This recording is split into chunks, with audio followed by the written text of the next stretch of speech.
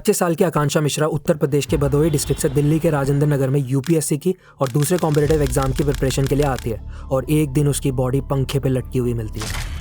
जब पुलिस आकांक्षा के पेरेंट्स से पूछती है तो उसके पेरेंट्स कहते हैं हाँ, आकांक्षा पे एग्जाम का बहुत ज़्यादा प्रेशर था और वो किसी और पर एलिगेशन नहीं लगाते। हमें आए दिन ऐसी खबरें न्यूज़ और सोशल मीडिया में मिलती ही रहती हैं। हर साल यूपीएससी के लिए 5 लाख बच्चे 1000 सीट के लिए लड़ रहे होते हैं, जिसमें से 4,99,000 बच्चों को घर खाली हाथ लौटना पड़ता है। इस हैवी कंपटीशन को देख ऑनलाइन कोचिंग एक मुनाफे का बिजनेस बन गया और उनके रेवेन्यू को देखें तो ये 58,088 करोड़ के रेवेन्यू पर बैठे हैं। स्पीड से 2028 तक ये 1,33,995 करोड़ को पार कर देंगे। नंबर 1, रिपोर्ट्स क्या कहते हैं। ऑन जुलाई 13 एक 12th क्लास की लड़की स्कूल के अंदर सस्पिशियस सर्कमस्टांसेस के अंडर डेड पाई जाती है। कुछ समय बाद कई और सेम केसेस आते हैं जहां बच्चों ने सुसाइड अटेम्प्ट किया होता है। उसी वक्त के दौरान जब तमिलनाडु के चीफ मिनिस्टर एम.के. स्टालिन से कहा जाता है कि इन केसेस पर स्ट्रिक्ट एक्शन क्यों नहीं लिया जा रहा है, तो वो कहते हैं कि स्कूल को एज अ सर्विस रन करना चाहिए जहाँ boldness, mental strength and self confidence provide किया जाए, जो बच्चों को डिफिकल्ट चैलेंजेस को फेस करने में हेल्प कर सके, खासकर लड़कियों को। Before discussing cases of suicides हम समझते हैं कि एक्चुअल नंबर्स क्या कहते हैं। अकॉर्डिंग टू वन आर्टिकल ये ऑब्जर्व किया गया कि इंडिया में 15 से 29 एज ग्रुप के लोग सबसे ज्यादा सुसाइड अटेम्प्ट करते हैं, जहां मेन के रिपोर्टेड सुसाइड रेट्स है 40% एंड वुमेन के हैं 60%। इंडिया सुसाइड रेट्स में सबको पीछे छोड़ने वालों में से भी है, जहां 2015 में 38,000 स्टूडेंट्स ने सुसाइड कमिट किया था। Even the World Health Organization says that 1 in every 4 children in India is depressed. इससे ये तो समझ आ गया कि डिप्रेस्ड होकर या फिर प्रेशर में आकर सिर्फ गिने चुने नहीं बट हजारों बच्चे हर साल मौत को गले लगा रहे हैं। किसी एक को मेंशन किया तो हजारों ऐसी स्टोरीज आ जाएंगी जो आपको इस सिस्टम के एविल्स का राज खोल देंगी। नंबर 2, पेरेंट्स की भी गलती है क्या?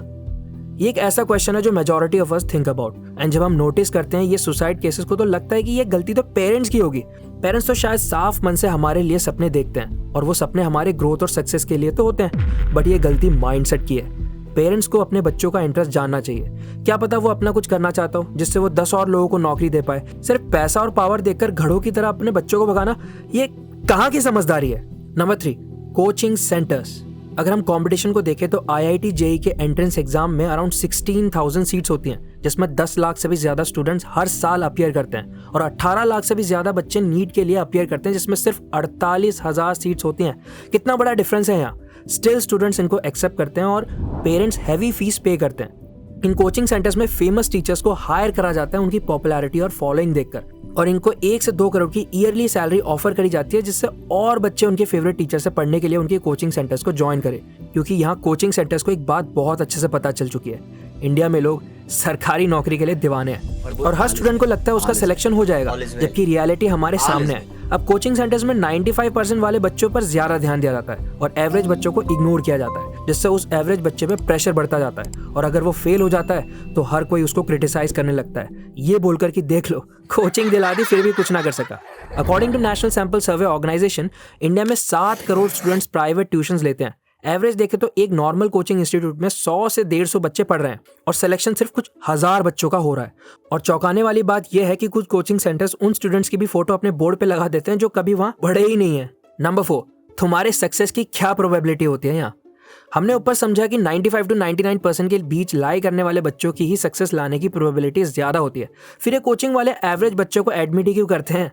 आंसर बहुत क्लियर है और आप सही समझ रहे हैं कि एवरेज बच्चे तो सिर्फ यहाँ की भीड़ बढ़ाते हैं, बट अगर मेहनत करें तो वो भी सक्सेस पा सकते हैं ना, शायद, बट ये होने की बहुत कम प्रोबेबिलिटी होती है। एज इन उनके लिए प्रेशर एंड सिलेबस दोनों हैंडल करना बहुत मुश्किल होता है, but they somehow try to survive, क्योंकि इन कोचिंग्स की फीस कुछ 1000 में नहीं बट लाखों में होती है। इन लाखों को माँ बाप कर्जा लेकर या फिर अपने एसेट्स गिरवी रखकर भरते हैं, इस उम्मीद में कि सेम इंस्टीट्यूट से कईयों ने टॉप किया तो हमारा बच्चा भी कर लेगा।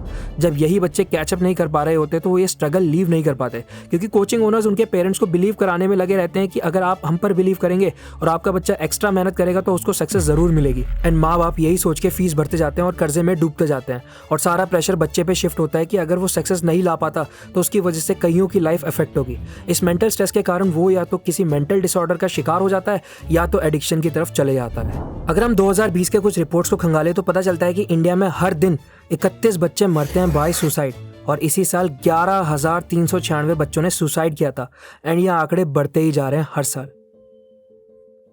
Live a little every day, एक ही जिंदगी मिली है। ये कुछ आखिरी वर्ड्स थे 8 पेज लंबी सुसाइड नोट के एक पोस्ट ग्रेजुएट स्टूडेंट के, जो Indian institute of technology Hyderabad में पढ़ते थे। ये स्टूडेंट 2 जुलाई को अपने हॉस्टल में डेड पाए गए। नेशनल क्राइम रिकॉर्ड्स ब्यूरो के हिसाब से हर घंटे एक स्टूडेंट आत्महत्या करता है एंड हर दिन 28 ऐसे ही सुसाइड रिपोर्ट होते हैं। ये बताता है कि ये कोचिंग सेंटर्स अपने बेनिफिट के लिए सपने तो दिखाते हैं उज्जवल भविष्य के, बट यही सपने उनके बच्चों को अंधेरे की तरफ भी धकेलते हैं। इस केस स्टडी में आपको आइडिया मिला होगा कि कैसे कोचिंग सेंटर्स हमें सुंदर और उज्जवल भविष्य के सपने दिखा के हमारे माता पिता को सब कुछ लुटा देने पे मजबूर कर देते हैं। यही कोचिंग इंस्टीट्यूट्स ना ही उन माँ बाप के सपनों को चंद रुपयों के लिए कत्ल करते हैं, बट उन बच्चों की खुशियों और उम्मीदों का भी कत्ल करते हैं जो शायद किसी मुकाम पे पहुंचने लायक थे, पर उतने प्रेशर का सामना करते करते मौत की नींद सो जाते हैं। अगर आप भी अपने लव वंस को ये सच्चाई से रूबरू कराकर बचाना चाहते हैं तो ये वीडियो उन्हें जरूर शेयर करें और लाइक एंड सब्सक्राइब करना ना भूलें। क्या आप जानते हैं कैसे दुबई आज सबसे बड़ा टूरिस्ट हब बनने का ढोंग कर कई मासूम जिंदगियों को छीन रहा है? अगर नहीं जानते तो हमारे वीडियो दुबई का काला सच जरूर देखें। Thank you for watching.